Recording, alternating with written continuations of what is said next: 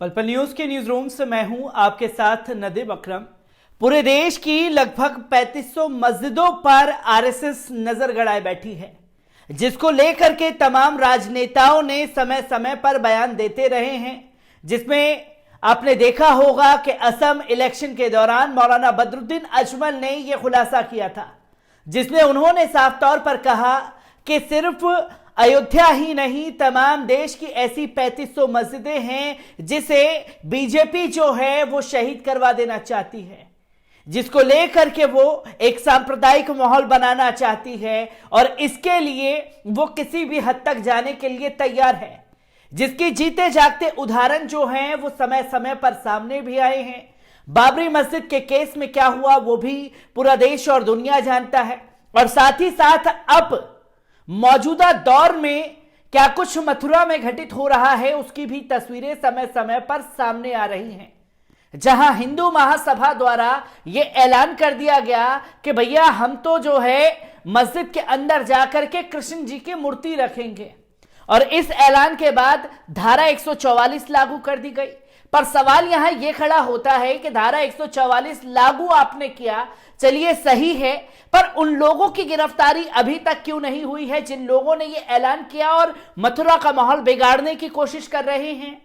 पर सिर्फ यह मामला मथुरा का ही नहीं है, दिल्ली की राजधानी में भी ऐसी ही हरकतों को लगातार अंजाम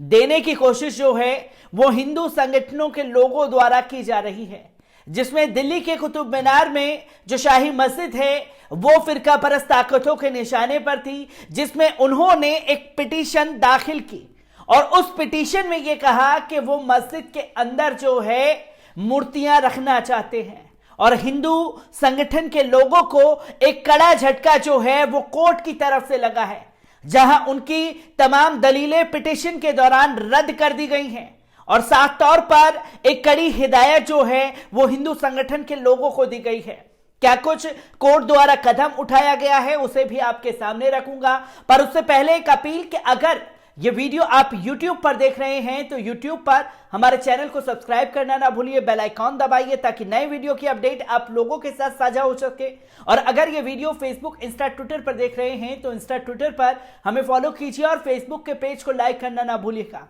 अब आपके सामने कोर्ट में क्या कुछ हुआ है, जिन दलीलों को हिंदू संगठन द्वारा रखा गया था और उसे सिरे से कोर्ट ने खारिज कर दिया है। आपको बता दें कि कोर्ट ने कुतुब मीनार परिसर में मंदिर होने का दावा करने वाली याचिका को पूरी तरह से खारिज कर दिया है। दिल्ली की एक अदालत ने सोमवार को दायर की गई एक याचिका को खारिज कर दिया, जिसमें यह दावा किया गया था कि कुतुब मीनार परिसर के भीतर कुव्वतुल इस्लाम मस्जिद का निर्माण जैन और हिंदू मंदिरों के मलबे पर किया गया था और उन्हें इसके अंदर मूर्तियों को रखने और पूजा करने का अधिकार दिया जाए। अदालत ने तीर्थकर भगवान ऋषभ देव और द्वारा दायर याचिका पर फैसला सुनाया। याचिकाकर्ता की तरफ से संस्कृति मंत्रालय, भारत सरकार और भारतीय पुरातत्व सर्वेक्षण आदि को पक्ष बनाया गया था। इस दावे का विरोध दिल्ली के एक गैर सरकारी संगठन लीगल एक्शन फॉर जस्टिस ने किया था। इसके सचिव एडवोकेट अनवर सिद्दीकी हैं। वरिष्ठ अधिवक्ता मीर अख्तर हुसैन ने सुप्रीम कोर्ट के वकील फुजैल अहमद अयूबी की अगुवाई में ट्रस्ट का प्रतिनिधि किया। मस्जिद पर दावा करने वाली याचिका दिसंबर 2020 में अदालत में दायर की गई थी। हिंदू और जैन पक्षों के दावों का विरोध करते हुए ट्रस्ट ने मस्जिद के पक्ष में यह तथ्य प्रस्तुत किया कि याचिका का कोई कानूनी आधार नहीं है। ट्रस्ट ने मांग की कि याचिका को खारिज कर दिया जाए, क्योंककि यह याचिका प्राचीन स्मारक अधिनियम 1904 और 1958 की धारा 39 और पूजा स्थल अधिनियम 1991 का सीधे तौर पर उल्लंघन करता है। याचिकाकर्ताओं ने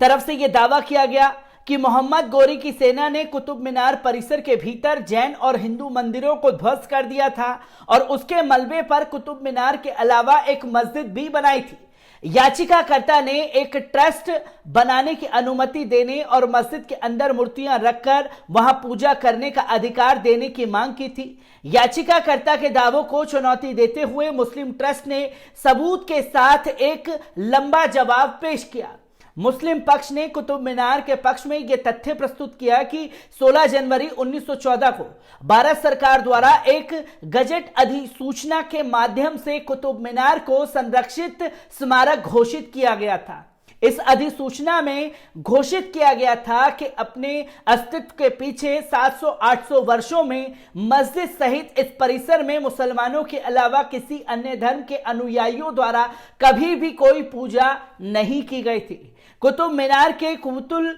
इस्लाम मस्जिद को संरक्षित स्मारक घोषित करने वाली गजट अधिसूचना पर मौजूदा कानून के तहत 3 साल के भीतर आपत्ति दर्ज की जानी थी, परंतु ना तो किसी संगठन और ना ही किसी व्यक्ति कोई आपत्ति दर्ज करवाई थी। ट्रस्ट के अधिवक्ताओं द्वारा उठाया गया कि दूसरा बिंदु यह था कि 1914 की गजट अधिसूचना में परिसर के अंदर किसी धार्मिक स्थान या मूर्तियों की उपस्थिति का उल्लेख नहीं था। ट्रस्ट ने तर्क दिया था कि याचिकाकर्ताओं ने कुतुब मीनार और कुतुल इस्लाम